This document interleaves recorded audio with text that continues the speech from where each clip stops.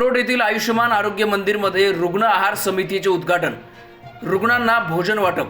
नमस्कार, आपण पाहत आहात सहारा समाचार। मी संकेत अपाले तुम्हा सर्वांचं स्वागत करतो आहे सहारा समाचारमध्ये।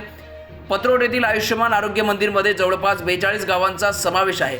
त्यामुळे परिसरातील प्रसूती व कुटुंब कल्याण शस्त्रक्रिया करण्यासाठी अनेक रुग्ण, महिला व त्यांच्यासोबत नातेवाईक त्यांच्यासाठी नुकतेच गावातील मान्यवरांनी तथा वैद्यकीय अधिकारी डॉक्टर सचिन गोळे यांच्या माध्यमातून रुग्ण आहार सेवा केंद्र सुरू केले।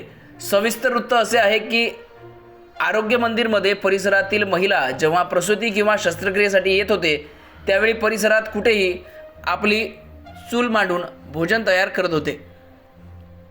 ही बाब येथील रियाना बी महिलेला स्वयंपाक करताना आढळून आले। त्यामुळे रियाना बी यांनी रमजान महिन्याचे औचित्य साधून 8 दिवसांची रुग्णांना भोजन देण्याचे ठरवले।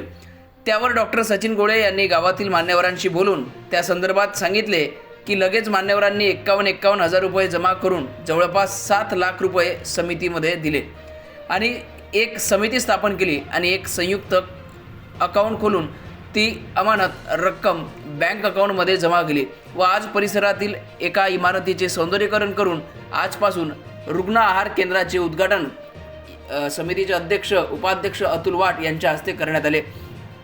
कार्यक्रमामध्ये येथील सामाजिक कार्यकर्ता तथा बजरंग केला सप्लायर संचालक जाकीर बेग यांनी 51,000 रुपयाचे चेक समितीला देण्यात आले। यावेळी त्यांचं स्वागत करण्यात आले। या कार्यक्रमाला सौरभ सिंह शिक्षण संस्था सचिव रांजनाताई खोजरे, सुधीर रसी, उपसरपंच अतुल वाट, समीर हावरे, रितेश नवले, जाकीर बेग, मुरारी अग्रवाल, समितीचे सचिव नारायण इंगळे, विजयराव ढवळे, डॉक्टर सचिन गोळे, सौ गोळे मॅडम, समिती कोषाध्यक्ष नितीन गोरले, कौसर बेग, कियान खान, गुड्डू खान, मनोहर वागरे यावेळी उपस्थित होते। चेतन लांडे यावेळी उपस्थित होते।